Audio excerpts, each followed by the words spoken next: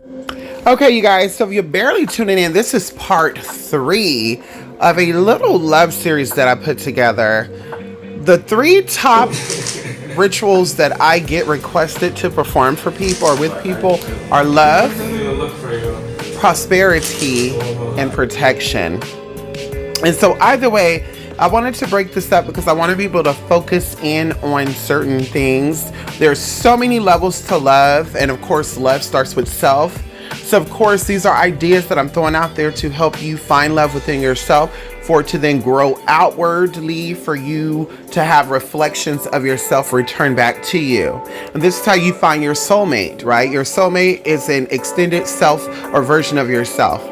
And so, either way, in this third part, we're going to be going over some herbs, right? And I did say that I was going to keep this like 3 or 4. This might be like 5 or 6 parts, okay? Because I really want to, focus on a lot of stuff, give you different, aspects and etc, etc. And I will also organize these videos so that way you can easily find them if you need to come back to them.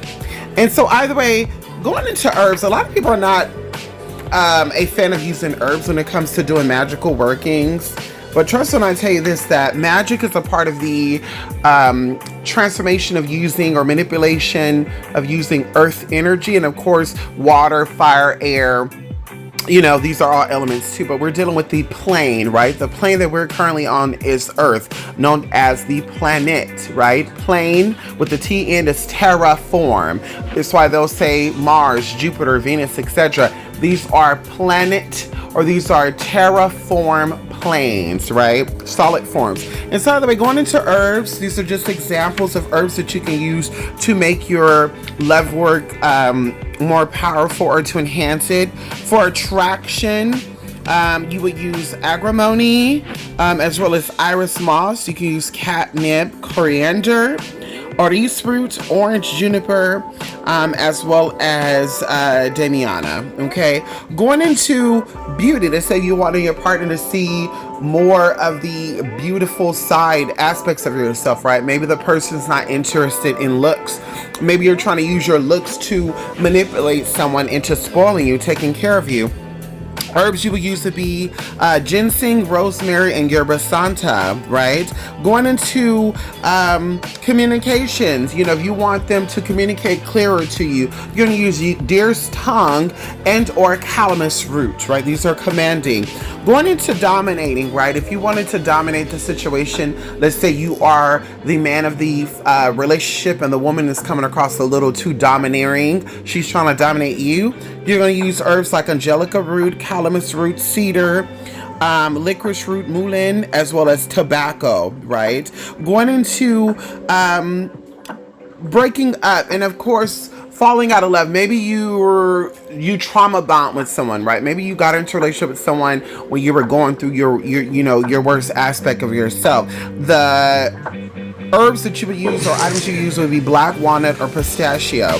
Going into happiness, allspice, benzoin, cacao beans, catnip, marjoram, and vanilla. Going into healing, maybe you were traumatized by his family or her family trying to control you or trying to break you guys up, so you became emotionally traumatized. For emotional healing aspect of it, you would use marjoram and your balm of Gilead, okay? Going into strengthening a relationship, let's say you're already in a relationship, but you're trying to strengthen, you would use bay leaf, you would use coriander, you would use High John the Conqueror, pine, thyme, as well as white sage, okay? Going into starting something new, starting a new love, you're trying to attract a new lover to you. You're going to use things like cardamom, lemon balm, sandalwood, as well as catnip, okay? And we know that catnip is used for all love rituals, that's going to come up with anything with love, or the self-love, external love, platonic love, friendship love, and so that's what that's used for. Going into romantic, to enhance romance, to strengthen a romantic relationship, to make the relationship go a little further. You're going to use stuff like lavender, jasmine, marjoram, passion flower, red clovers, rose, saffron, sandalwood, vanilla, mustard seed, dill seeds, dragon blood, ginger, hibiscus root, John the Conqueror, as well as caraway seeds and cinnamon. Okay, if you're trying to bring peace to a relationship, let's say the house is a little disruptive, there's a lot of things going on, people are interfering, people are coming in, they're trying to destroy your household, so your mate is now becoming, bothersome and or they're not being themselves, you're going to use stuff like allspice, benzoin, bloodroot, comfrey, myrrh, pennyroyal, periwinkle, as well as rosemary, right? Going into protection, stopping people from interfering with your love life, and most importantly, love with self, because some people try to get on you. Maybe your favorite color is blue, so you like to wear a lot of blue. People try to, tell you, oh my God, you're always in blue. Is that the only color you got? Blah, blah, blah. Trying to make you feel some type of way for you being you. You're going to stop that by using stuff like agrimony, barberry, basil, calamus root, Cavascara sangrada, five-finger grass, coriander, which is cilantro, dragon's blood, ginger, lemon, lemongrass, mullein, mustard seed, oregano, pine, rue, salt. You can use all the salt, slippery elm, Solomon seal, as well as white sage, right? Going into reconciling a situation, you're going to get dragon's blood, okay? Now, of course, there's different aspects to your relationship. There's so many, levels, like I said, of doing relationship work, relationship with self. I definitely encourage you to do that first. But you want to also know what type of work is that you're trying to do. This is very important, okay? Already mentioned this in the other part. It's very, very important to know the type of work that you're doing, so that way you could fully manifest it, right? Another quick little tip that you do is, before you do any type of love workings, you want to cleanse your hands with things like salt, and then rinsing it, and then finishing off with rose water, rose oil, anything rosy. You can even buy rose buds and just rub your hand across them, to say, money is a little tight for you. That also works. But you want to use the rose energy to cleanse, to purify, and to set the tone for the love work that you're trying to do. Going into the next part, we're going to go into, special days, special hours, going into the numbering system, and maybe even going into, excuse me, y'all. Every time we type in, we get into some spiritual tea, honey.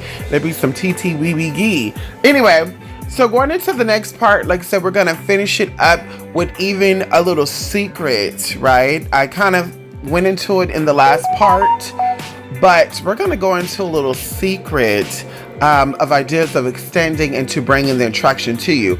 Going into the scriptures where it says that you have to abide by the laws of the land and the laws of the supernatural, which means that when it comes to magical workings, you have to let down or set your perimeter or set your boundaries, is what I call it, in the physical and in the spiritual. In the spiritual, you're going to be doing meditations, visualization, right? Because that is the ethers. Surrounding yourself with lovers, going into restaurants, eating around that loving energy, congratulating couples, maybe even doing some nice for someone who's already in love. That's also something, right, that will come back to you. You do unto others what you want done unto you, and what you put out, you do get back. So maybe you see a couple out there enjoying themselves, with a meal. Maybe you stop by and put a $20 bill on the table. Maybe you'll tell the waitress, hey, I want to put $20 on the bill, whatever. However, you're feeding the energy, so your energy is also going to be fed. Anyway, y'all, that's it for now. And of course, I'll see you on the next part. Bye.